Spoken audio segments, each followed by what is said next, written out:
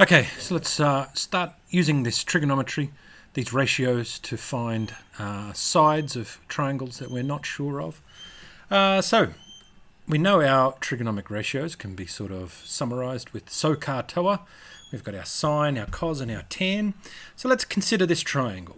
We've got a missing side right down here at the base. So we always ask ourselves, well, what ratio do I need? What sides am I looking at? Well, we know that based on this angle right here, that we have got the opposite and we have the adjacent. So which of these rules is the opposite and the adjacent? Well, there it is right there. It's tan. So we're going to use tan of theta is equal to the opposite over the adjacent. I am then going to use my tan of, I'm going to substitute in, I've got tan of 58 is equal to 16.2 over x. Now there's a little shortcut that you can do here if you understand what I'm about to do.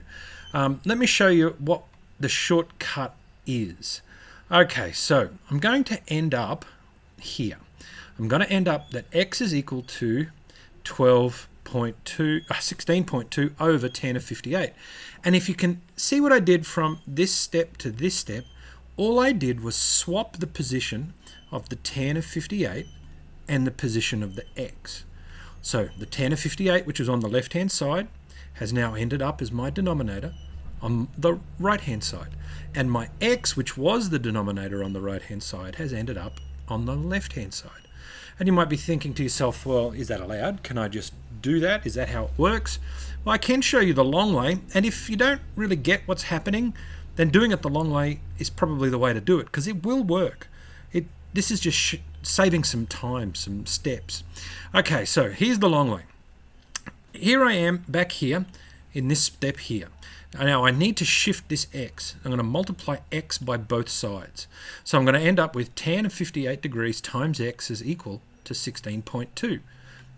Fair enough. Next little step is I need to shift that tan of 58 degrees away from the x so I can get my x by itself, like over here. So I'm going to divide both sides by tan of 58. And that, once I do my cancelling out over here, the tan of 58 and the tan of 58, it leaves me right here at this step. So if you can understand that there's a couple of steps in between, you can shortcut this. Righto? It only works when x is the denominator on the right-hand side here. Okay? If these two numbers were the other way around, if we had a different setup over here, then you can't do this shortcut. It just doesn't work. Okay, so with that, I can actually do that on the calculator. Again, it's easy to do. So we can get our calculator and we can do that 16.2 divided by the tan of 58. And it equals 10.12. I'm just going to round that off to 10.12. And I need to put the unit of measurement back on it, and we're talking about meters. Okay? So what we got out of this one is that if we have an x in the denominator of the right-hand side, we can swap it with the left-hand side over here. Could do it a long way as well. That's also fine. Let's have a look at another example. Here we have our next triangle drawn there as such. So you have to ask yourself the same questions. What sides have I got? What ratio do I need? So we've got, based on our angle right here, we've got the hypotenuse and we have the adjacent.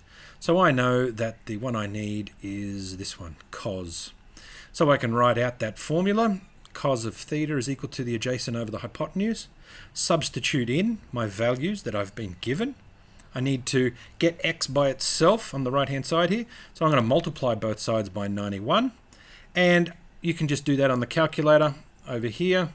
So we can do cos of 22 degrees multiplied by 91, and it will give you 84.37. I need to put my unit of measurement back in, and it will be in millimeters because that's what my original was in. Okay, so very good. You're not always just going to get these drawings of triangles with numbers and stuff.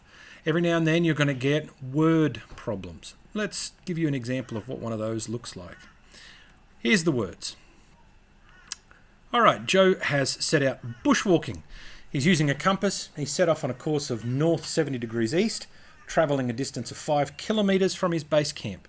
We've actually got two questions to answer here. How far east has he travelled? How far north has he travelled? Okay, so it's important then that we try to represent this with a diagram.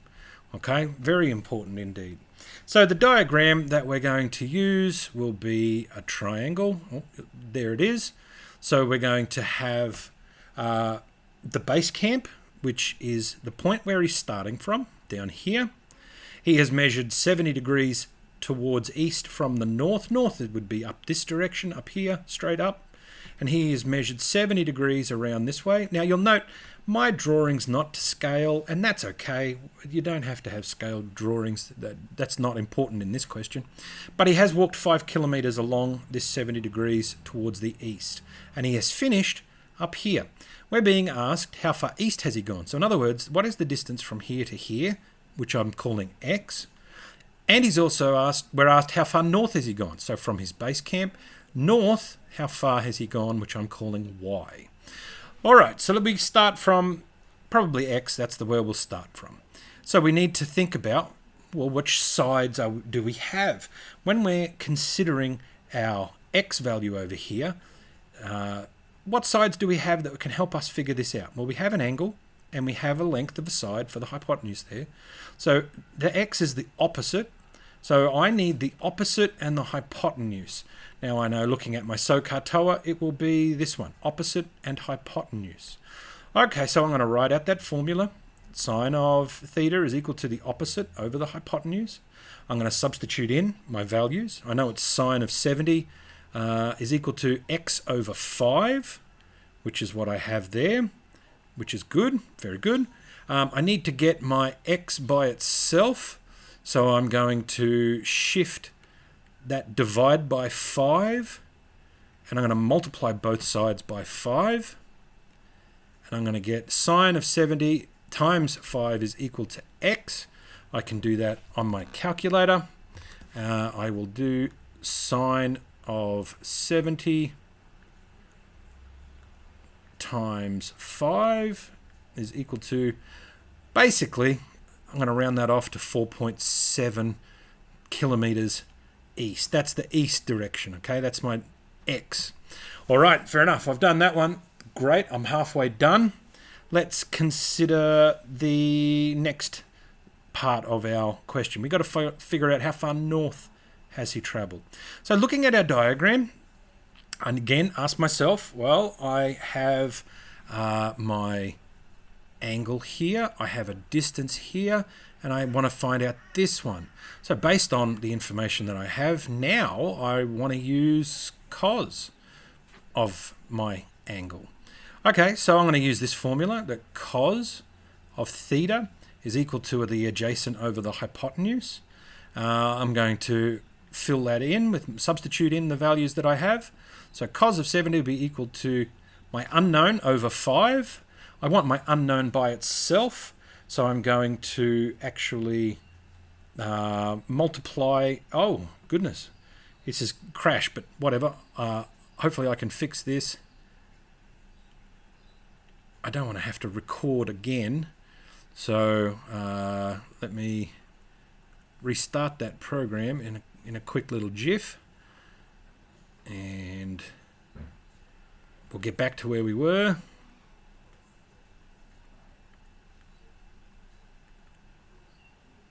Okay, here we are, bushwalking question. So, cos of 70 is equal to y over 5. I need to get my y by itself, so I'm going to actually multiply both sides by 5. I'm going to then, on my calculator, I'm going to do that cos of 70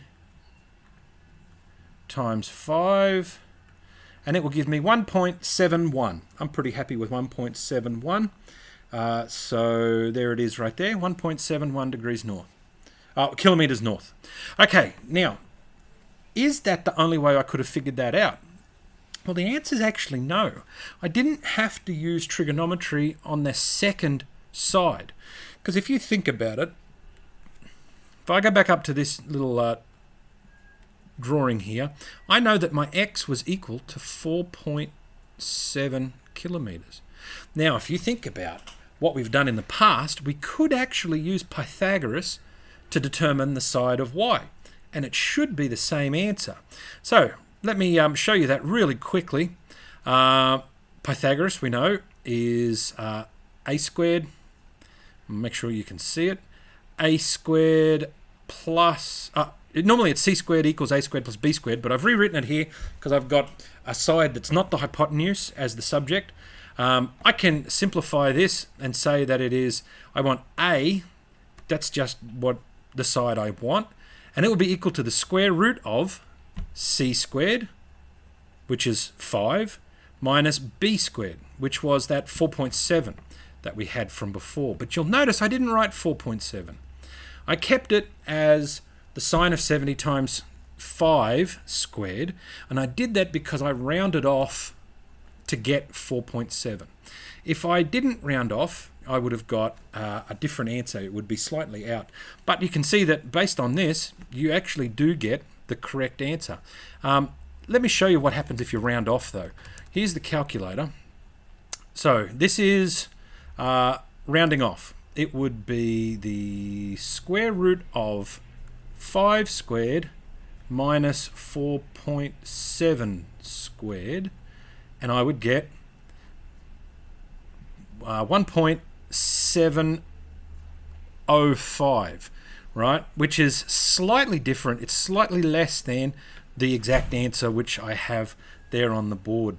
And I can, I'm not going to do the maths to show you that this gives you this, but it does. Now, we need to recall that we're actually working on a worded problem here, and we need to have our answer in a worded sentence. And so you would say that Joe travelled 4.7 kilometres east and 1.71 kilometres north. Now, as to whether you choose to do the second side in a question like this using trigonometry or using Pythagoras, does not matter. It's whichever one you are comfortable with, whichever one you feel is the easiest for you at the time. All right, but that's how you find sides with your trig ratios, also using Pythagoras as well, I guess.